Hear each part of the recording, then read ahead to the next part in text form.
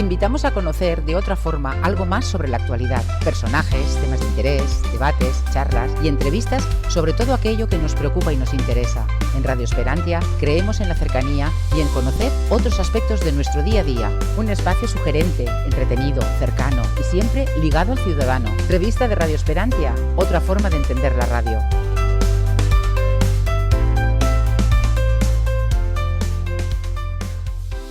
Hola, ¿qué tal? Muy buenas, bienvenidos a una nueva entrega de la revista de Radio Esperantia. Como comentamos siempre al principio, es este rincón que tenemos en radioesperantia.com dedicado a la cultura. Por aquí pasan escritores, compositores, cineastas, luthiers, filósofos que tienen algo que plantearnos, esas nuevas formas de plantearse la existencia y, en definitiva, pues ese universo cultural que tiene su cabida aquí también en radioesperantia.com, aparte de la música, la geopolítica, etcétera, etcétera. Como siempre, recibe el cordial saludo de Franco Saavedra desde la realización y presentación, y en este caso nos vamos a mantener una charla muy agradable con dos de los autores, son tres, pero en este caso tenemos solamente a dos, de un libro que me gustaría definirlo como la contraparte, porque hemos entrevistado, ya les preguntaré, por qué esta profusión de libros del 98 y además en un momento tan concreto de este año 23-24 que estamos. Hemos escuchado un poco la versión de Cesáreo Járamo, que escribió un libro sobre el 98, también el de Ángel Luis Cervera, con su versión también bastante curiosa y muy cercana al almirante Cervera, y en este caso pues sería un poco la parte contraria de un manuscrito que ha estado durante pues eso, 130 años, si no me fallan los cálculos, sin ver la luz, que es precisamente Luz sobre la guerra de 1998, que está escrito por el Ramón Aullón, que era el ministro de Marina en aquella época. Pero bueno, el protagonista, más que yo, evidentemente, pues son los dos autores dos de los tres autores a los que vamos a presentar. Así, en primer lugar, presento al buen amigo José María Manrique. José María, un verdadero placer, gracias por aceptar nuestra invitación y encantadísimo de compartir este tiempo contigo. ¿Qué tal? ¿Cómo estás? Muy bien, encantado yo también y honrado por la invitación y la oportunidad. Gracias. Exactamente, y también saludamos al amigo Enrique Rovira. Gracias también por aceptar nuestra invitación. Bienvenido y nada, fenomenal. ¿Qué tal estás, Enrique? Hola, Fran, fantástico, muy bien. Muchas gracias por invitarme. Exacto, es un verdadero placer. La pregunta os la hago a los dos. ¿Por qué en este momento? Porque claro, el centenario se nos queda un poco lejos ya en el pasado y el bicentenario bastante lejos también en el futuro. Y en este momento, ¿por qué esa profusión de libros concretos sobre 1898? Que prácticamente en menos de 2 años han surgido 3 libros que yo tenga idea. Comenzamos por ti, por ejemplo, José María. ¿Por qué crees que han surgido en este momento concreto? Pues no lo sé con exactitud. Lo que no cabe duda es que quizá la globalización de la información, las redes, hacen más posible el acceso. Si no a los grandes medios, sí a las redes. Y hay más comunicación y hay más posibilidades y se transmite más los hallazgos o los comentarios. Y eso sin duda espolea a algunos, nos espolea a algunos a escribir y a otros a oír o a leer. Sin duda. Luego también está el azar, porque en el caso de este libro ha sido José María Balmisa, que es el tercer mosquetero de la autoría de esta edición crítica del libro de Ramón Aullón, el que lo encontró, y eso ha sido, pues no lo sé, un designio de la providencia el que se haya encontrado ahora. Ahora, después de que la Biblioteca Nacional en el año 2000 lo localizara en una sala de subastas y pujara por él después del correspondiente estudio pericial. Bueno, no sé si me he tenido la contestación, sí, pero yo creo que son más las redes los que permiten mayor libertad de acceso a la comunicación y a la difusión. ¿Y tú, Enrique, cuál crees que es la razón, o que no hay razón y es fruto del azar, el que hayan coincidido en tan poco espacio de tiempo 3 libros sobre un acontecimiento de hace 130 años? ¿Tienes alguna respuesta, Enrique? Sí, sí tengo respuesta, Fran, y yo creo que es que era absolutamente necesario. Vamos a ver, es la última guerra internacional que ha tenido España. Es una guerra muy importante desde el punto de vista de la pérdida de provincias. Puerto Rico y Cuba eran provincias españolas, eh, Filipinas también, pero se podría equiparar más a una colonia. Sin embargo, los cubanos, Cuba y Puerto Rico eran provincia española, eran provincia autónoma, sus ciudadanos tenían la ciudadanía española. Encima urge más el tema de Puerto Rico, que eran españoles y se les quita la nacionalidad española, no solamente. Y en Puerto Rico, que tengo muchos amigos, pues todavía existe el sentimiento de sentirse español. No ocurre en Cuba, va a pasar una revolución comunista y eso pues borra muchas cosas, pero y además había una guerra civil antes. En Puerto Rico no hay nada de todo eso. Y de eso, esto que estamos diciendo, compatriotas nuestros que dejan de ser españoles, provincias autónomas españolas como las Canarias que dejan de ser españolas, no se había escrito nada. Perdóname, yo, por ejemplo, yo el primer libro que he escrito, La invasión de Puerto Rico, se editó en 1212. Entonces no había nada. Si quieres te digo, lo que había era muy poco. Luego escribí La pérdida de las Filipinas, se editó en 2016 y en 2018 la campaña de Santiago de Cuba. Y luego en el mismo año hice con José María Manrique en Los misterios del 98, que era como de esos 3 libros y con las aportaciones extraordinarias de José María, pues sacar solamente los misterios y plasmar lo que son los misterios. Lo otro describe en total. Bueno, pues en ese momento, ahora ha salido muchísimo, pero te estoy hablando, bueno, hasta el momento que yo publico el primero, había muy poco. Si te cuento lo que había, es que te remitían a un libro que se llamaba Héroes de Cuba, Héroes de Filipinas, de Fernández de la Reguera y Susana March, que además es que era lo único que había escrito en novela al público grande. Tenías que ir a las fuentes para estudiarlo, no había libros modernos. Además, estos libros de Fernández de la Reguera, además, se abonaba a la idea todavía de la leyenda negra, un poquito. Así antiguo hemos estado. Y tú querías estudiar del 98 y te tenías que ir a las fuentes, son difíciles de leer. Ahora hemos publicado una fuente. ¿Y qué os iba a decir? Vamos a entrar ya en materia. ¿Quién de los 3 descubre el libro? Porque ya nos has contado un poco que estaba pues ahí medio perdido en la Biblioteca Nacional hasta que lo redescubre que está ahí. Es como el Prado, que tiene un montón de cuadros ahí, no sabe ni que los tiene. Pues la Biblioteca Nacional supongo que les ocurría lo mismo y aparece este libro. Porque claro, recordemos que es un libro inédito y proscrito, o sea que prácticamente ni se conocía ni se sabía que existía. ¿Cuál de los 3 autores descubre la existencia de este libro? Y luego ya vamos a entrar en cómo decidís darle un poco forma para publicarlo. Por ejemplo, José María. Sí, que además lo he apuntado antes. Desde luego fue el descubridor José María Balmisa.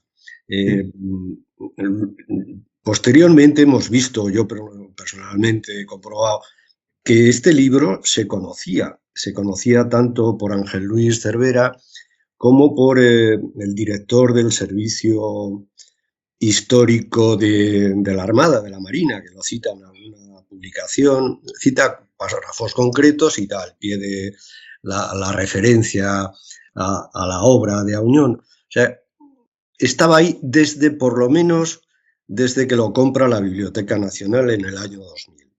Sí. Y es Balmisa, este año pasado, por estas fechas, en verano, cuando después de descubrirlo él, se puso primero en contacto conmigo, luego con Enrique y entre los 3 decidimos que era una perla que no tenía que estar escondida, que había que sacar a la luz. Y bueno, esa ya es la forma en que lo hicimos, es parte de la siguiente pregunta. Sí, sí, sí. ¿Y qué sensación tuviste, tanto José María como Enrique, pero bueno, dejamos ahora que nos responda Enrique, cuando José María os contó que había descubierto este libro? Supongo que sería como que había encontrado el Santo Grial o algo parecido, ¿no? Enrique, una sensación Pues sí, increíble. en mi caso así fue.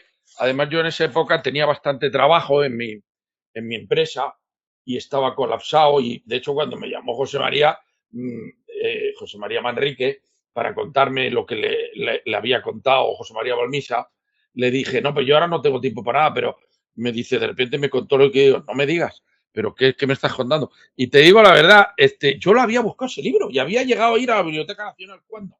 ¿Cuándo fue a la Biblioteca Nacional? Yo creo que debió ser por el año 2008-2009. Acaba al año de así estallar la crisis grande que hubo inmobiliaria.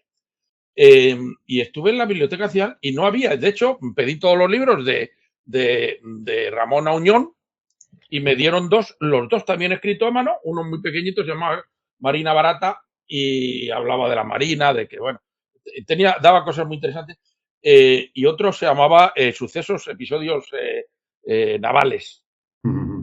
Bueno, pero no existía, o sea, fíjate, ya lo tenían desde el año 2000 en la Biblioteca Nacional, pero como tú has dicho antes, como en los fondos del Museo del Prado no lo tenían convenientemente catalogado, o sobre todo, claro, es que esto lo que costó fue digitalizarlo, no debió ser de un día para otro, pues son 1000 cuartillas.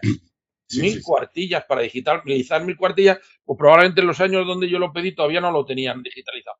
Y ya cuando ya lo encontró Chema Balmisa digitalizado y me lo contó José María Manrique, pues la verdad fue un shock, porque era como, sí, para mí eso era la piedra del grial que yo llevaba buscando. Pues fíjate qué suerte. Y mira, yo tengo una pregunta, yo ya os advierto que soy una persona bastante curiosa, por eso estudié periodismo y estoy metido ahora en la producción, de crear historias y tal, sigo con un poco la dinámica. Y a mí la pregunta que me ha surgido, la primera, cuando sabía que os iba a entrevistar, es si sabéis la respuesta me la decís o podéis intuirla, digamos. ¿Por qué se le ocurre a Ramón Auñón, ministro de Marina de aquella época, escribir una versión, digamos su versión, que contradice totalmente a la versión oficial? Porque normalmente ha habido una sucesión de guerras a lo largo de la historia y no recuerdo que haya un general o un responsable del ministerio correspondiente que haya dado su versión sobre los hechos. ¿Por qué creéis o qué creéis que motivó a Ramón Auñón a escribir su propia versión de esta historia? Por ejemplo, José María. Sí. Además, yo suelo, cuando hablamos, me lo suelo atribuir o me dejan hablar. El ser militar me hace ponerme un poco en los zapatos de Auñón, ¿no?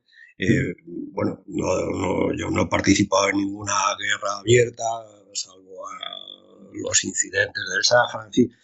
Pero a lo largo de los años de una carrera, pues ves, lees, pasan cosas alrededor tuyo y te creas una opinión.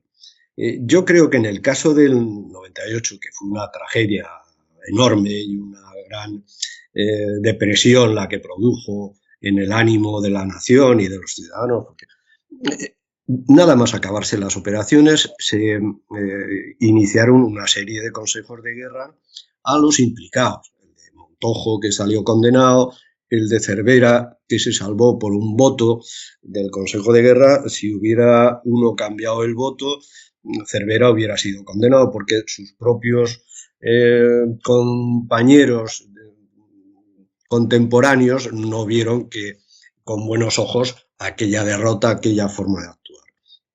Pero bueno, estos son dos, pero hubo muchos más. Y hubo otra cosa que es tribunales de honor, que no era exactamente aplicación del Código de Justicia Militar, sino del Código de Honor, pero también si los compañeros de un general veían que no había sido su conducta demasiado honrosa, pues le aplicaban el Consejo de Honor y le separaban de la carrera, penas menores. Total, que en esos consejos de guerra que empezaron lógicamente, a depurar responsabilidades sobre las derrotas y sobre las pérdidas, sin duda el ministro de Marina vio que a lo mejor le ponían a él, le colgaban una responsabilidad que no era suya. Porque además se dio la circunstancia de que Cervera tuvo la autoridad del gobierno y de la regente, de la reina regente, para publicar su versión de los hechos, después de salir del Consejo de Guerra, edita un libro y algo parecido hace Concas, un capitán de navío Concas que mandaba el barco en el que llevaba el buque insignia en el que iba a Cervera.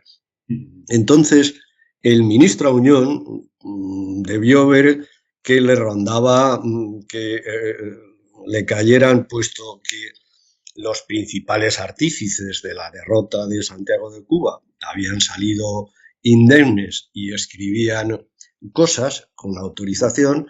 Lógicamente debió pensar, bueno, pues entonces a alguno le va a caer la del pulpo, que decimos ahora en argot, le va a caer la responsabilidad, voy a preparar mi defensa.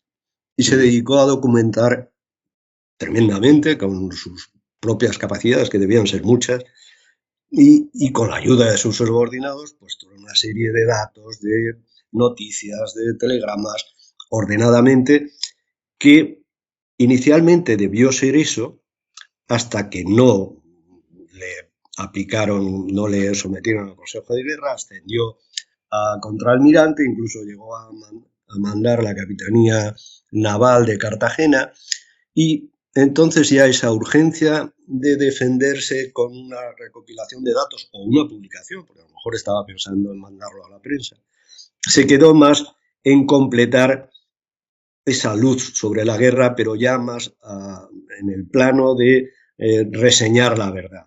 Sí, sí, sí. Pero en el paso del tiempo se quedó en eso.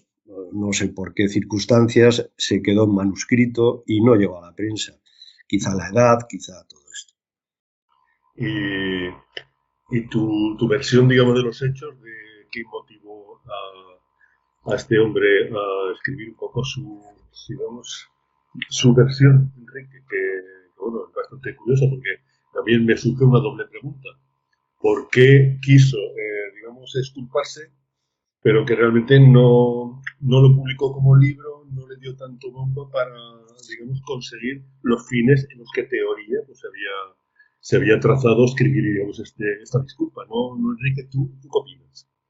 Vamos a ver, en esta guerra, es curioso, pero en esta guerra muchos comandantes en jefe escribieron libros.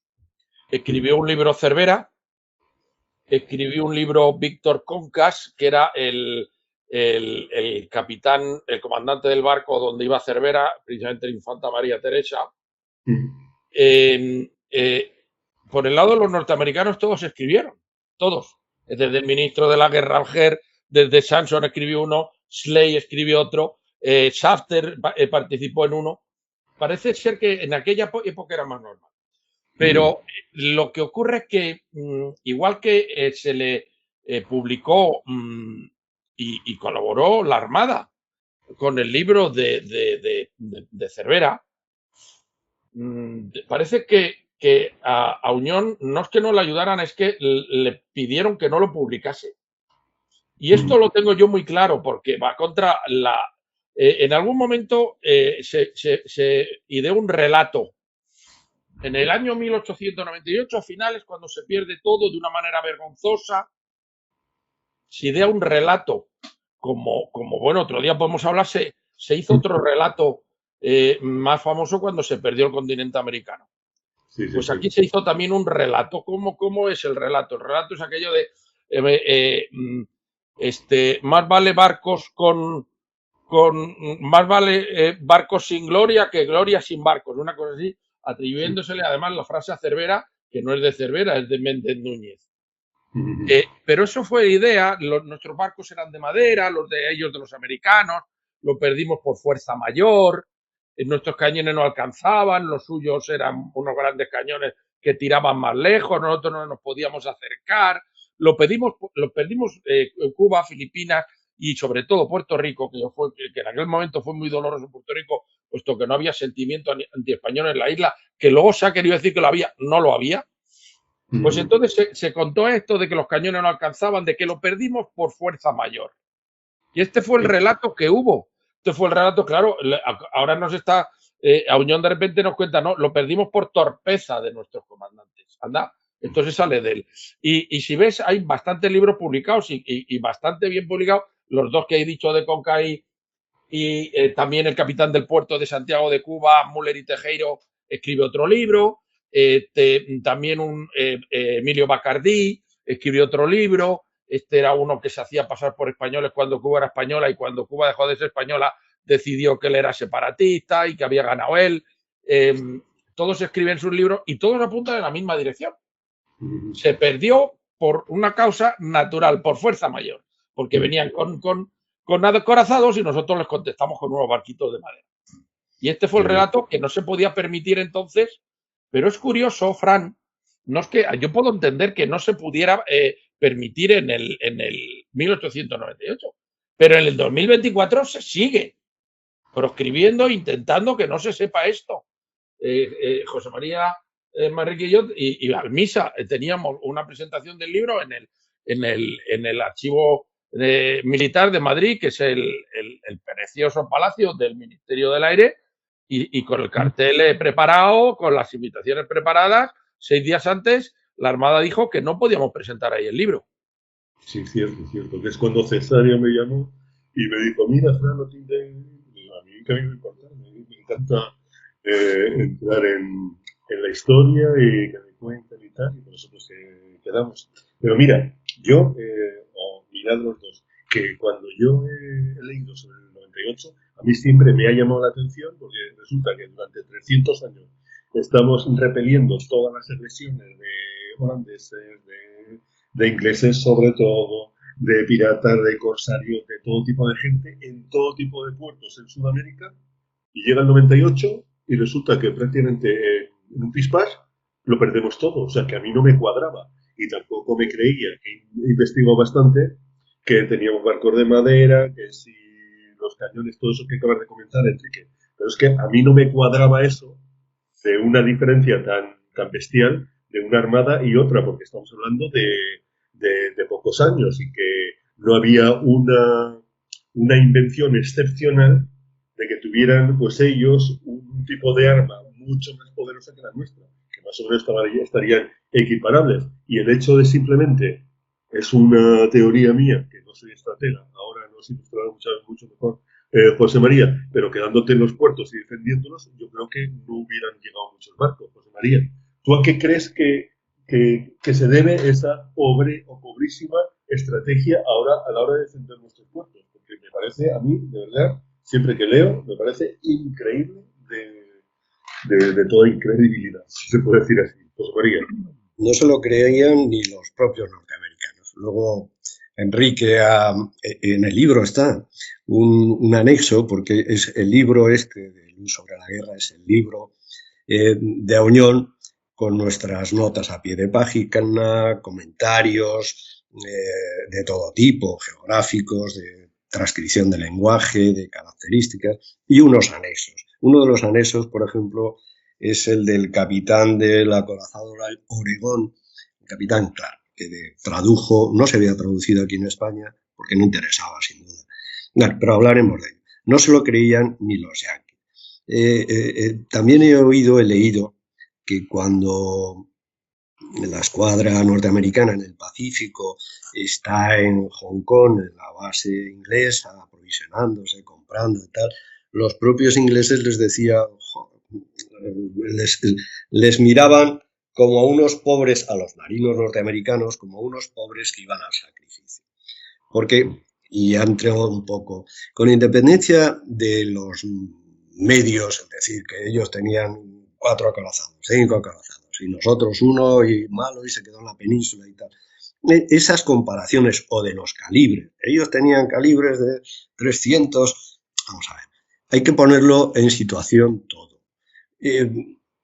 Por hablar de diferencias tecnológicas o de armas mágicas, armas, como decían los alemanes, armas maravillosas, nosotros hubiéramos tenido esa si no hubiéramos hundido, si no hubiéramos boicoteado desde el propio Ministerio de Marina, desde la propia Presidencia de Gobierno, el submarino. El submarino de Peral sí que era una arma maravillosa para la época, o sea que la diferencia tecnológica no era tal.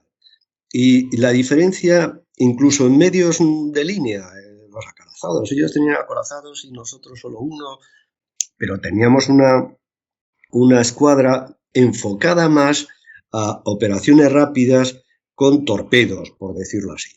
Rápidas a larga distancia, desde la metrópoli, acudir a Filipinas o a Cuba, donde fuera, con rapidez, con barcos acorazados, pero rápidos, y además con torpederos y cazadores. Otro invento español es el destructor, un torpedero veloz, bastante marinero, que podía navegar también. Bueno, pues eso se tenía.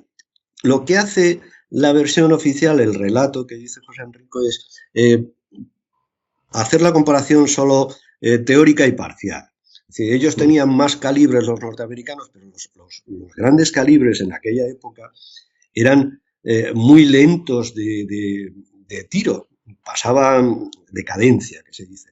Entre un disparo y el siguiente podían pasar 4 o 5 minutos porque ni los ascensores, ni los mecanismos neumáticos, hidráulicos eran rápidos. Y además no había direcciones de tiro electromecánicas, todavía no había llegado la tecnología a eso, ni medidores de distancia, telémetros ópticos monostáticos. O sea que disparar con un cañón, aunque sea de 500, de 240 milímetros, un disparo, a los 5 minutos otro, sin que tengas un calculador analógico, una máquina que te dé predicción, es tirar al mundo. Esos grandes calibres estaban para un barco que está muy tocado, con un cañonazo de gran calibre, pues lo acabas de hundir. O en un puerto, una defensa, una fortificación que es estática y que te acercas o puedes acercarte y le colocas 4 disparos de grandes calibres, lo puedes demoler. Pero hay que ver esa relación. O sea, no había tanto desequilibrio entre, ni tecnológicamente, España era capaz de hacer el submarino y de hacer el destructor, invento español, ni en cuanto a organizaciones de las flotas, porque, insisto, un ataque como estaba pensada, dicen los especialistas de marina, nuestra marina al modelo francés para ataques rápidos, preferiblemente nocturnos y con torpedo, puede ser 100.000 veces más eficaz que una de grandes acorazados pesados, con lenta cadencia de tiro, y que por la noche, como dice el capitán del Oregón, en la traducción de Enrique, hasta las propias lámparas de los reflectores se podían fundir el filamento con los disparos, y el humo de la pólvora cegar con la luz como la niebla. O sea, tenía muchas debilidades que no nos quieren contar o que se cuentan así de pasada. O sea, resumo, ni había diferencia tecnológica abismal, ni nuestra armada era abismalmente, iba al sacrificio. Al sacrificio porque se entregó, como dijo Cervera, en un suicidio ineficaz. Salió del puerto de día, en fin, hablaremos luego de ello. No eran grandes las diferencias. Y con la artillería de costa y con una escuadra que ataca, al final tiene que volver al puerto a reponer carbón, a reponer víveres, a reponer agua. Por mucho que ataque, por mucho que bombardee, no conquista un territorio. Para que conquiste el territorio, tiene que desembarcar, que ya es difícil, y luego conquistar. Y en eso también España dejó de desembarcar y se dejó conquistar. Por eso no encajan las cosas. Me alargo. Yo he estado haciendo los deberes y me he cogido el siglo XIX y, digamos, me he cogido todo lo que es después de que las provincias españolas se fueran secesionando en Sudamérica. Me he cogido pues todas las, digamos, trifulcas o intentos de abordaje, de apropiarse de Puerto Rico, de Cuba, incluso de Filipinas. Y en todas estas es que había una diferencia sustancial. O sea, no hay 50-50 que luchen 500 contra 500, ¿no? Siempre hay como 200 españoles contra 3.000 ingleses, 300 españoles contra 4.000 ingleses, y así todo. Pero en todo el siglo XIX, o sea que no hay una reciprocidad entre combatientes y defensores. Entonces ahí pues es un poco lo que os quería comentar, que aquí pues la diferencia, digamos, de material que no es determinante y que sí sería determinante con una buena estrategia el haber aprovechado pues las grandes fortificaciones que teníamos pues prácticamente en toda América. Enrique, te quería hacer una pregunta, si quieres contestar algo sobre esto, me lo dices. Pero mira, tú que has visto, esta no la tenía preparada, pero como has comentado, que tú has buceado en el pecio del barco, digamos, que era la nave capitana de Cervera, ¿has encontrado algún indicio de lo que has leído en este libro o en otros? ¿O te ha dado alguna idea de lo que ocurrió buceando en el pecio o no?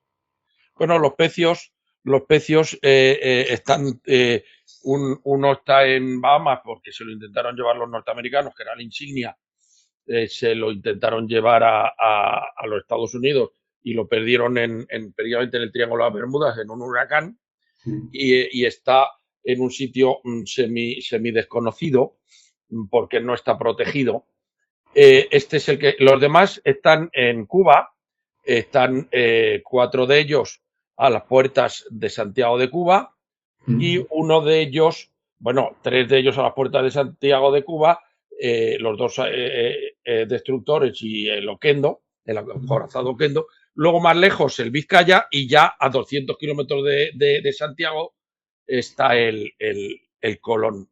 En los barcos hoy en día ya no se aprecia nada, porque la jungla amazónica, o sea, digamos como las algas, la vegetación marina lo ha ido tapando todo, y ya no se puede. Hace años quizás sí se pudiera, pero ya no, ya solo sí se ven los cañones tapados de vegetación, y eso sí que, pero no permite nada. Pero en cuanto a lo que veíamos, hablábamos de diferencia estamos hablando del tema militar entre las 2 escuadras, potencial bélico de la escuadra. El coraje también cuenta, pero en las batallas en esa batalla también contaba. El coraje solo lo puso una parte, los norteamericanos, que son, cuando hablas de Lezo, que tenía 3.000 hombres, pues y 3 barcos, le ataca una escuadra de 136 barcos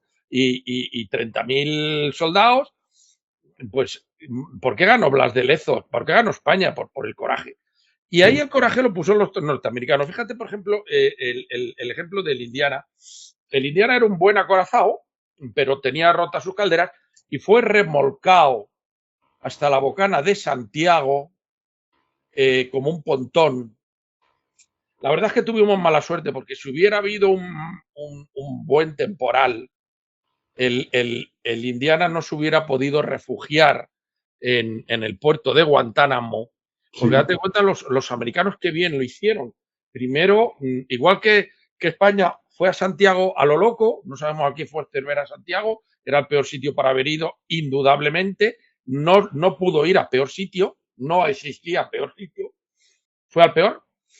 Los norteamericanos lo prepararon todo concienzudamente, tomaron la bahía de Guantánamo unos días antes, pues para tener una base de carboneo y para resguardarse los huracanes, que son en julio. Y el Indiana, por ejemplo, que era un pontón sin movimiento anclado a la puerta de la bahía de Santiago, pues no se podría haber resguardado en ningún lado. No tenía movimiento, pero nos hizo un daño tremendo. O sea, claro, cuando tú le echas coraje a ese barco sin movimiento que anclan a la entrada de la bahía, pasaron por delante todos los barcos españoles y el Indiana le hizo fuego a todos. Sí. Entonces, el coraje sigue valiendo.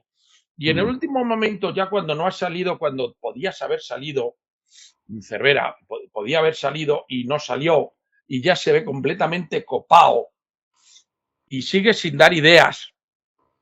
Y le dice el general Blanco, sin ver la situación, por telegrama, desde La Habana, salga usted inmediatamente. Pero claro, está dando las órdenes a un hombre que no bullía, diríamos hoy en día, que no hacía nada, que no proponía nada. Y le hubiera contestado a Cervera, mire, no salgo porque tengo cañones, tengo a tiro a todo el ejército de tierra norteamericano y voy a ganar esta guerra.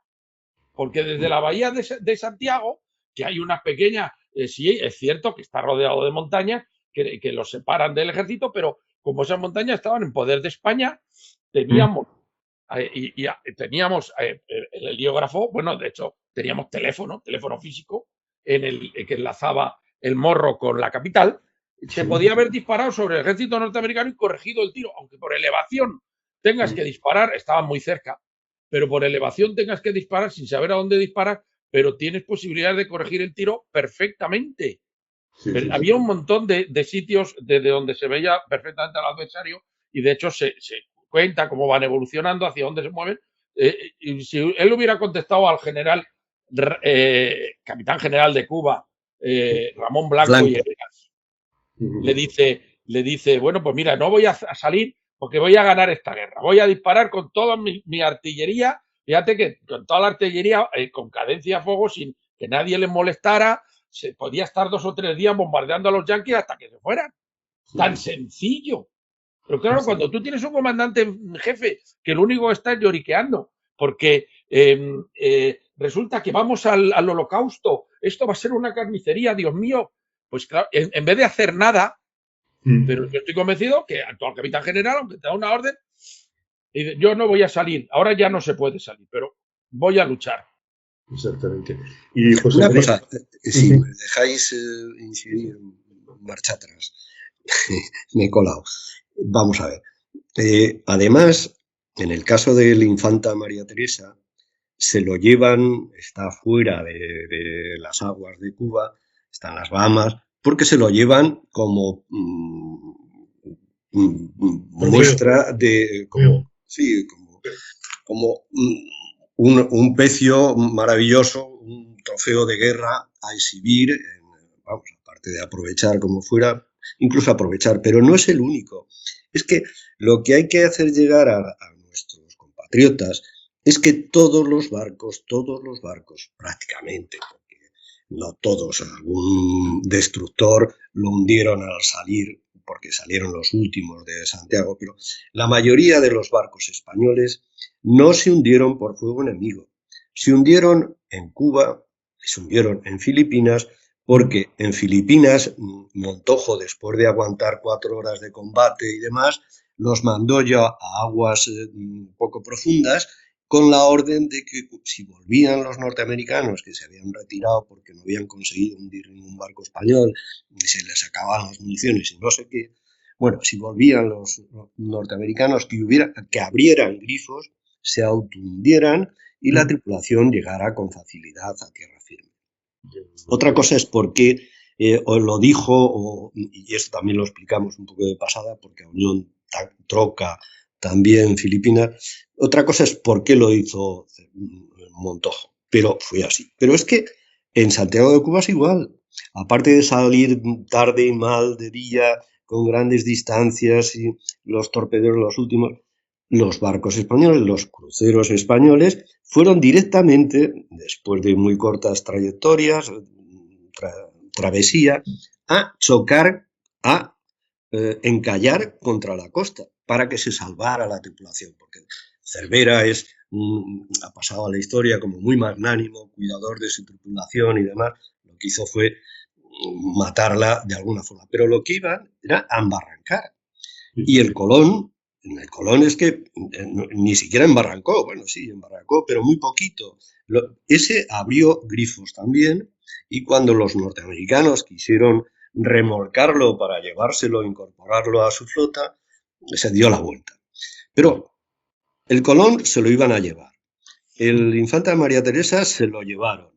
En Filipinas se llevaron, al menos, creo que son, no sé, Enrique, 2 o 3 pequeños cruceros de los que hay, y sirviendo en la flota norteamericana, porque se habían autohundido. De las cosas que dice Auñón es que recoge versiones de tripulantes y demás de que en Santiago de Cuba la mayoría de los barcos españoles que no se hundieron, que encallaron, izaron bandera blanca. No lo puede comprobar porque hay testimonios. Es que esa es un poco la demostración de que no se salió a luchar. Se salió tarde, mal, de día, los torpederos los últimos y más, pero además, eso, prácticamente, yo creo que se les había dado la orden de encallar, porque todos hicieron lo mismo. Sí. Tengo 2 preguntas. La primera, vamos a jugar un poco a historia-ficción. José María, tú que eres militar y con la estrategia, ¿qué hubiera ocurrido, esto de la historia-ficción, ¿Qué hubiera ocurrido si Cervera no sale? Y se queda, digamos, atrincherado en Cuba, no sale y está, pues lo que decía Enrique, pues bombardeando todas las posiciones, como tú no sé si las has comentado, pues todas las posiciones norteamericanas conforme iban llegando a tierra, y está ahí aguantando porque no había nada que le presionara para salir, exceptuando su superior, el capitán real de la isla. ¿Crees que hubiera podido aguantar y que se hubiera cambiado el curso de la contienda, José María? Sí. Son dos planos. En el plano meramente de la lógica de la guerra, de los conocimientos, de las capacidades, claro que sí. Si lo que hacen los americanos es lo que hizo Vernon, el de Cartagena de Indias, que no pudo conquistar Cartagena de Indias y ya tenía editadas, había acuñado monedas de oro con la rendición. Bueno, antes de llegar con el rabo entre las piernas a Inglaterra, lo que hizo es desembarcar en Guantánamo y atacar Santiago de Cuba por tierra, con una superioridad por mar infinita cero, y por tierra casi infinita frente a unas pobres milicias locales que, bueno, pues tuvo que reembarcar, porque esos pocos milicias locales se hicieron fuertes en las alturas y se alargó, hicieron casi imposible la progresión, y luego la malaria, el tifus, el resto de las enfermedades tropicales hizo lo suficiente como para que Vernon, con las monedas acuñadas y con un montón de bajas, volviera grupas y se volviera con el rabo entre las piernas. Eso estaba a punto de pasar después de las lomas de San Juan con los norteamericanos, que tuvieron un montón de bajas por enfermedad y incluso hubo conatos de rebelión. La carta esta, Rolling Letter, hay constancia por parte suya de que los mandos decían: sáquenos de aquí que se nos mueren. Y si Escario o cualquier otro hubiera dado un empujón, pues los hubiera acabado de echar al mar. Entonces, esa es la lógica militar, que, pues eso, el defensor tiene muchas ventajas y en un clima duro muchas más y tal. Pero lo que pasa es que esta guerra, como todas, hay un factor distinto de la mera lógica militar. Si no hay voluntad de vencer, si las órdenes que tienen tus mandos es dejarlo, es que el problema de esta guerra yo lo veo cada vez más claramente, que el régimen liberal con la regente a la cabeza no quería ganar esta guerra, quería perderla, no quería hacerse la enemiga de Estados Unidos con Inglaterra detrás, que había sido capaz de grandes, pues las revoluciones interiores de Filipinas y Cuba, pero durante todo el siglo XIX los criollos y las guerras carlistas dentro. O sea, el gran poder de los Estados Unidos y de Inglaterra, más el poder de la agresión indirecta a través del dinero, de compra de voluntades, por lo que sea. El régimen no quería enfrentarse a ese enemigo poderoso, que además era en gran parte su aliado, porque nuestros aliados del régimen liberal eran ingleses y franceses. Incluso su filosofía, digamos, religioso-existencial, en gran parte eran masones unos y masones otros. Eran parecidos. Y sin embargo, en la península había todavía, pocos años antes, los carlistas, los que luchaban contra esa revolución, que se podían volver a levantar otra vez, o que incluso los ingleses y los norteamericanos podían haber dado dinero para crear problemas dentro. Yo creo que el régimen no quiso luchar esa guerra, no quiso aceptar el dinero que le ofrecían porque era demasiado descarado y se hubiera levantado el pueblo, los carlistas, por ejemplo, quizá los republicanos, y entonces optaron por esta solución. No podemos entregarla vendiéndola, no podemos aceptar a la cara el soborno que nos den, entonces lo más rápidamente nos tiramos al suelo, decimos que hemos perdido y que se han ido la flota, en concreto. El punto clave es la rota. Si no hay flota, no se puede luchar a negociación. Y ya está. Y además, Enrique, que coincido también con lo que comenta José María, ocurre lo mismo en los tres puntos, digamos, fundamentales de esta guerra: Puerto Rico, Filipinas y Cuba. En los tres, la derrota es humillante, que no se cree, que cualquier estratega militar dice esto se hizo mal desde el principio y que no hay por dónde cogerlo, ¿verdad, Enrique? Pues sí, la verdad es que en una guerra, pues si te rindes, has perdido. Y aunque parezca absurdo, pero así es. Por ejemplo, Toral, el propio Toral, cuando ya Linares recibe una herida un poco rara y coge el mando de Santiago, el general de la división, coge el mando el 2 de julio, el 1 de julio por la noche, se rinde el 14. Solo tenía que resistir, no se le pedía, porque ya eso ya era de locos para España, haber hecho alguna operación, que tenía tropas, porque había recibido una unidad, una brigada de Manzanillo que estaba cohesionada, que tenía bueno, tenía su intendencia y sus cosas. No se hizo ninguna operación, pero es que tampoco se resistió. Y encima es que luego se le ha hecho la culpa. A mí esto me duele mucho, Frank, porque hasta ahora, como tú mismo decías al principio, que no había libros sobre esto, ahora hay mucho, pero al principio no había libros sobre esto y se llegó a echar la culpa al soldado. Se decía, no, es que el soldado español estaba hambriento, llevaba en guerra desde el año 1895 en Cuba, también en Filipinas, bueno, desde luego en Puerto Rico no estaba en guerra. Pero el soldado español nos habló en valer. Sí. El soldado español nos habló de que, aunque está hambriento y cansado, y estaba en lucha ya de antes de la invasión, se aguantó un año. Valer aguantaron un año sin comida. Sí. Ese es el soldado español. Se rindieron los generales, pero todos. Y luego, desgraciadamente, qué curioso, y esto ya fue Fran se ha querido también ocultar a los héroes. Los héroes aquí estorban mucho.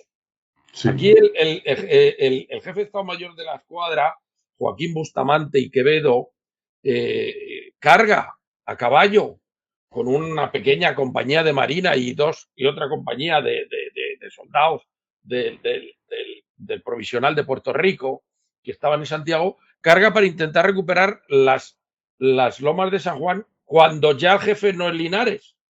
Sí. Porque parece que hasta que Linares es el jefe no se puede hacer nada.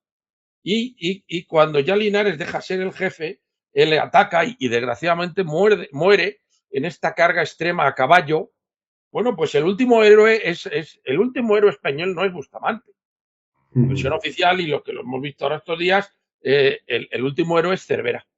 Bustamante no existe. Otro héroe es Vara del Rey. España no ha hecho más que retirarse desde que llegan los yanquis. O sea, los yanquis van a desembarcar por Daiquiri, España se retira de Daiquiri. Luego, para hacerlo mejor, quieren desembarcar por Siboney, donde España tenía un castillo. Sí. Que lo he llegado a conocer, y ahora resulta que los cubanos han construido encima un chalet. Bueno, pero el castillo tenía unas buenas paredes gordas y sigue estando debajo del chalet. Hemos abandonado el castillo y hemos dejado que desembarquen por Siboney con total tranquilidad. Les hemos, en la Guasimas, en un pequeño alto que había en mitad camino entre las playas y Santiago, les hemos derrotado, pero España se retira. Y España tenía un puesto atrincherado con 550 hombres en el Caney, y como nadie pensaba que aquello estaba en la punta de flecha a los norteamericanos, porque no estaba, pues ataca el Caney y es defendido hasta el último extremo por el general Vara de Rey y Rubio, que tampoco conviene recordarlo. Y en las lomas de San Juan, que aunque España tenía en Santiago un ejército de 10.000 hombres y nos están atacando 18.000, en las lomas de San Juan ponemos para defendernos 400 hombres. El que los manda, Coronel Vaquero, también muere. Y no interesa saber quién es Vaquero. Los héroes no interesan. El último héroe de España es Cervera. Ya. Una pregunta que tengo que se la he hecho a todos los escritores que han intentado contar pues parte de la historia de España, desde prácticamente los reyes católicos, Felipe II, Carlos V, bueno, todos. Entonces, bajo vuestro punto de vista, una respuesta breve. ¿Cuándo comienza el declive del Imperio Español? O sea, en Felipe II tenemos prácticamente, pues, bueno, el rey que lo gobernaba donde no se ponía el sol, o lo que se decía, y hasta llegar al 98, cada rey iba perdiendo un poquito, un poquito, un poquito, un poquito. Pero ¿cuál fue, digamos, el cambio, el declive, el punto de inflexión que dijerais, pues mira, a partir de aquí es que ya se fue torciendo todo? Empezamos, por ejemplo, por ti, José María. Mi voto, la guerra de sucesión, el cambio de dinastía y las paces y pactos consiguientes. Ahí ya se pierde el tratado de paz, lo firma el rey de Francia en nombre de Felipe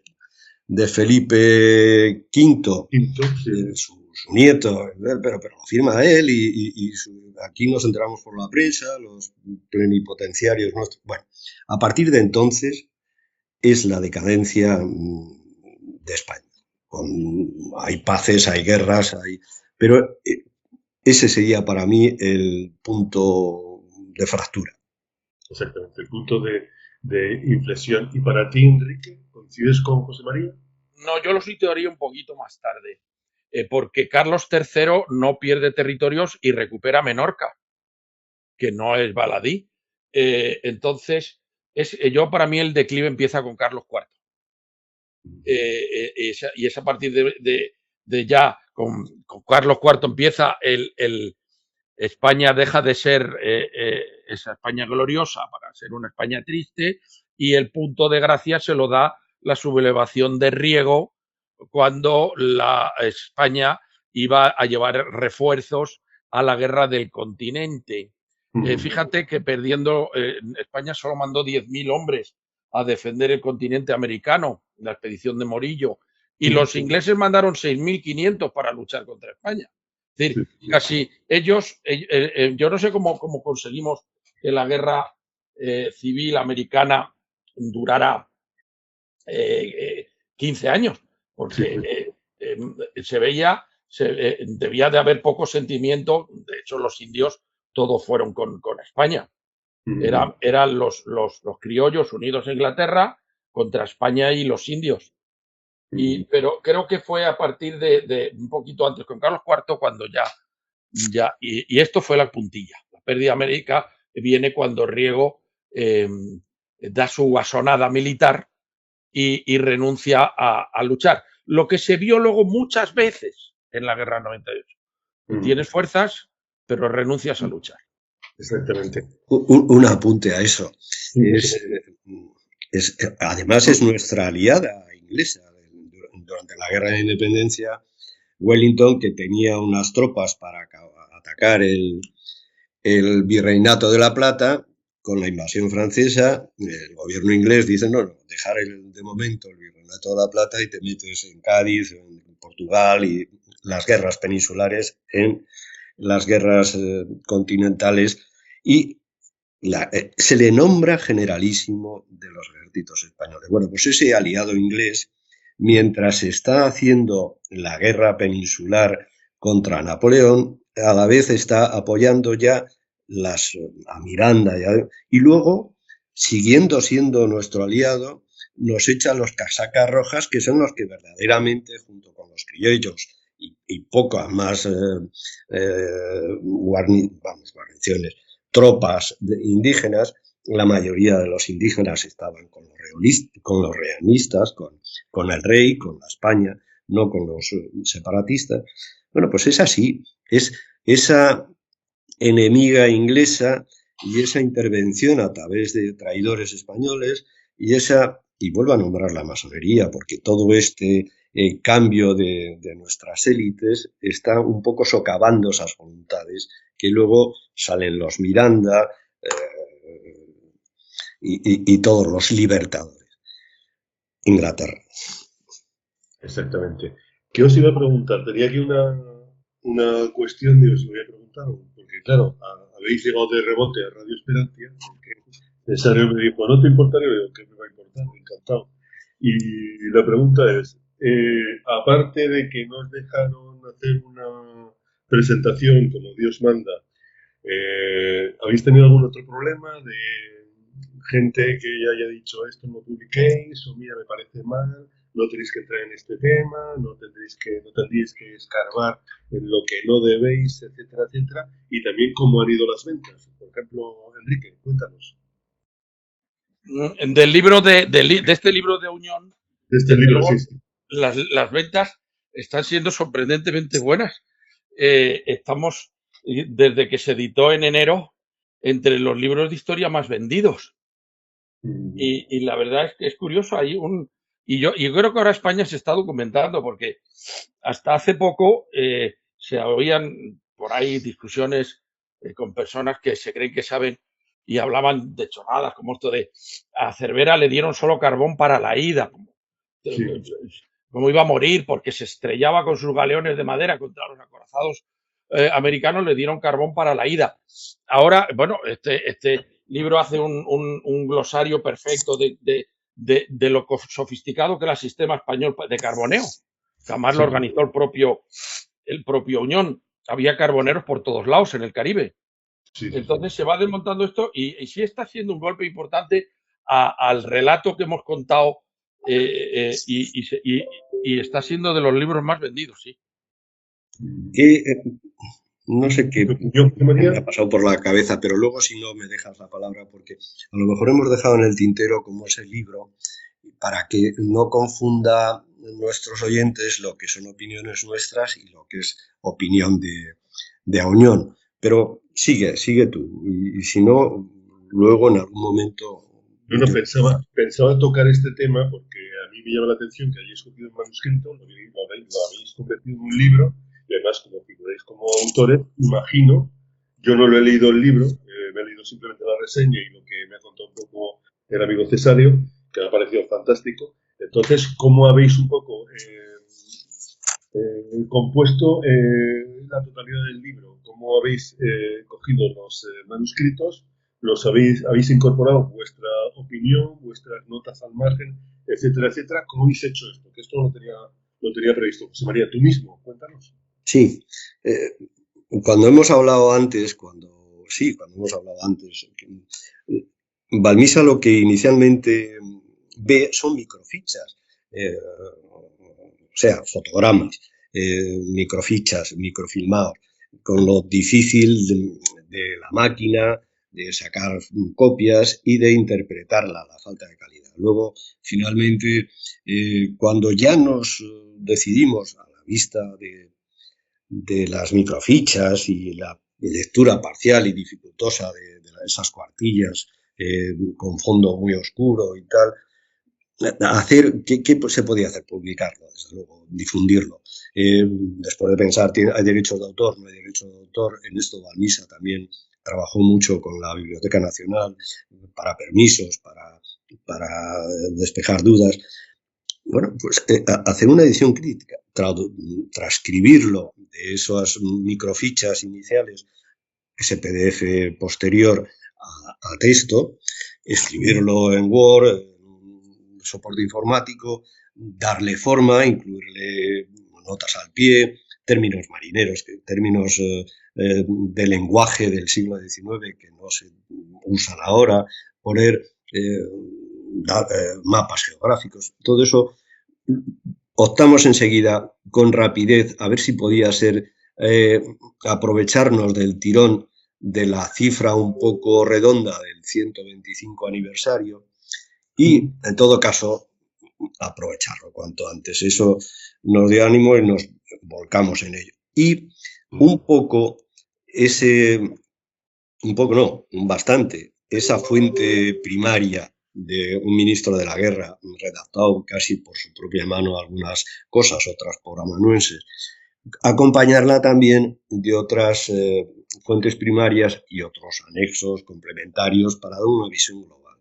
Que no lo has dicho, pero Enrique, tú pones el anexo del teniente general Pando, que era el jefe de Estado Mayor de Cuba y que pasa la guerra en Florida y que lo descubriste tú como un apéndice en su hoja de servicios, en el expediente de su hoja de servicios en Segovia. Era un cuadernillo independiente.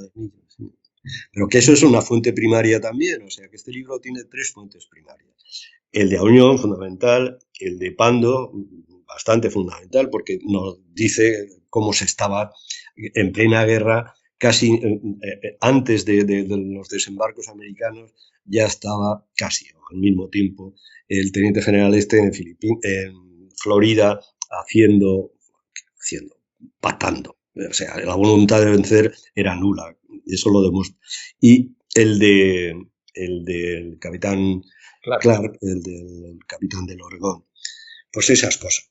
Pero y se me ha ido un poco el asunto. Yo decía, este libro, lo que es fundamental, el de Auñón, que como tú has dicho al principio, que es la otra cara del espejo, es la contraversión oficial, y efectivamente lo es. Y lo es en cosas muy concretas. Tiene muchísimos datos muy prolijos, algunos, otros muy claros, unos se pueden obviar, otros quedarán ahí. Es de meritorio, muy meritorio, una secuencia cronológica de acontecimientos de los dos bandos, muy ordenada, muy buena, pero los puntos fundamentales son el carbón, que había carboneros, de esto hemos hablado, no es que fueran los carboneros acompañando a la escuadra de Cervera, sino que estaban en puertos porque no se sabía, se le había dado cierta autonomía, se le había dicho que fuera a Puerto Rico, pero si no podía, si no tiene autonomía para irte a otros puertos por el camino en función de los choques o de las noticias. Y había un montón de carboneros. El carbón está, y el carbón que no quiere Cervera. Y las armas, los cañones de tiro rápido, el calibre principal de 150, incluso los datos que da Cervera de las revisiones que va haciendo, porque desmonta, o sea, la artillería de la escuadra era buena y la desmonta. Y además de eso está el dato del bloqueo. Cuando Cervera dice que está bloqueado, demuestra a Auñón que no está bloqueado, que hubiera podido salir. Que hay votos, recoge también votos de los consejos de guerra, votos particulares de los consejos de guerra. Cuando en un consejo de guerra se dicta una sentencia, si alguno de los ponentes de la mesa no está de acuerdo, hace un voto particular. En general, esos votos particulares son muy significativos porque suponen enfrentarse a los otros, llevar un poco un camino distinto y mojarse. Y son reveladores, son tremendos. Es un cúmulo de datos tremendo. Eso que he dicho de que los barcos españoles izan bandera blanca en Santiago. Hay un cúmulo de noticias. Cuando hemos hablado del capitán del Colón, el que se va contra la costa y abre grifos y demás, es que recoge esa noticia, recoge noticias de la prensa extranjera a Unión, recoge la noticia de que había dicho Díaz Moreu a la prensa norteamericana, y lo reproducen varios periódicos, que él se podía haber escapado, pero que no lo hizo. Y no lo hizo, y en todo caso lo dirá en las Cortes Españolas, cosa que no dijo. Y eso está en internet todavía hoy, se pueden ver las portadas En fin, esa es la otra parte de la versión oficial. Esa es la que, además de muchas otras curiosidades, si se quiere, da el libro de Auñón, la versión oficial, la contraversión oficial. Exactamente, como he dicho al principio.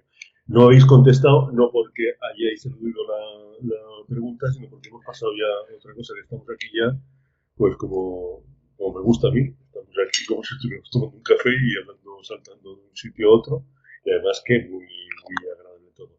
Enrique, ¿habéis tenido alguna crítica? Que le pregunto que os había hecho. Alguien que os ha dicho, mira, no deberíais meteros en camisa de 11 varas, esto mejor dejarlo quieto, esto tal.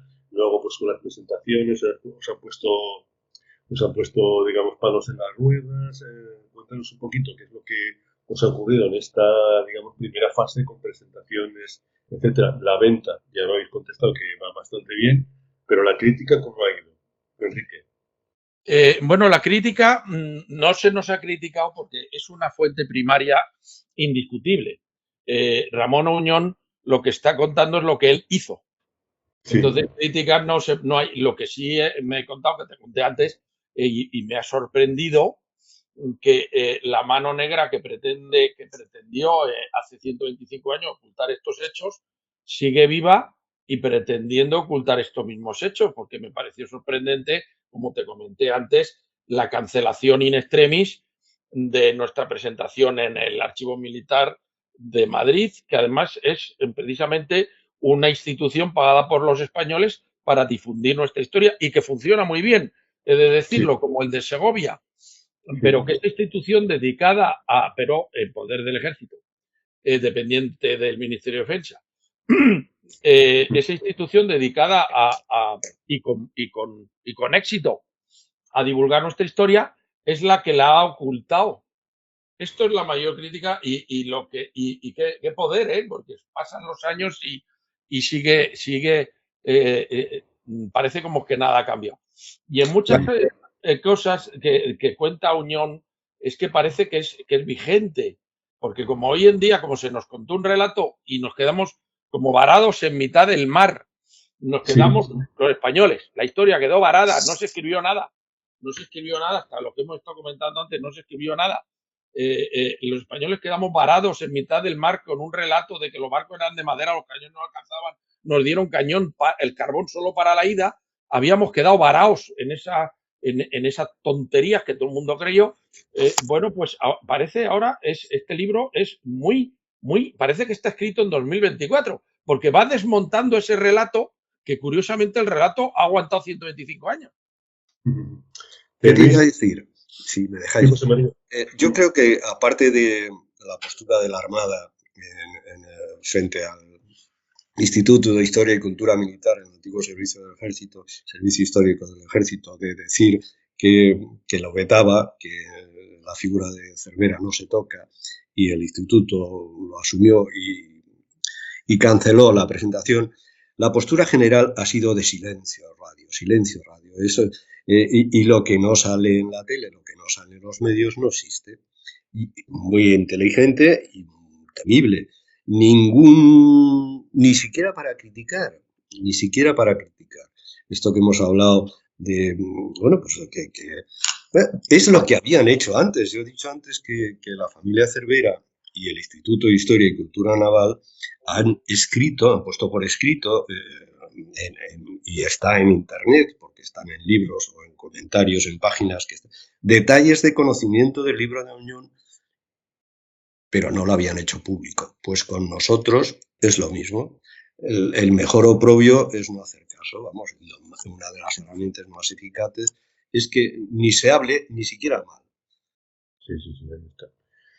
Pues no sé si queréis añadir alguna cosita más. Yo no he querido desvelar mucho de la reseña que he leído, que me parece increíble, y estoy pues contando los días para tener el libro, porque ahora estoy un poco del tingo al tango. Estoy en Huesca, pero yo vivo en Canarias, y claro, si pido el libro aquí, pues digo, me llegará aquí, luego tendrá que contarlo a mi madre, después llegar a Canarias y ahí está, pero intuyo que es un libro fantástico, y por eso no he querido desvelar demasiadas cositas para que la gente que nos esté escuchando, los oyentes y televidentes, si nos escuchan a través de YouTube, pues puedan disfrutarlo en su integridad. No sé si queréis añadir nada o ponemos ya el punto final a esta charla. José María, Enrique.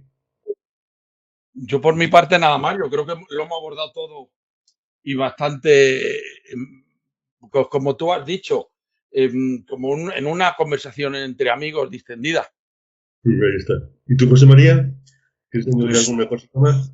Yo creo que no. Estoy haciendo un repaso en mi pobre memoria, pero lo hemos dicho todo. No merece la pena más que recalcar la importancia de esas tres fuentes principales que tiene el libro, fuentes primarias, la del capitán Clark, la de Pandos en su relato del viaje secreto a Florida, y la del ministro de Marina en operaciones, jefe de Cervera, en la que pone el punto sobre los íes. Y bueno, pues Cervera dice una cosa y su ministro dice la contraria. Cuando menos hay que tenerlo presente. Eso es fundamental para el que quiera hablar del tema. Todo lo demás es petit comité, petit. Muchas gracias, Fran, pues, de verdad. A despedir a los buenos amigos que han escrito este libro.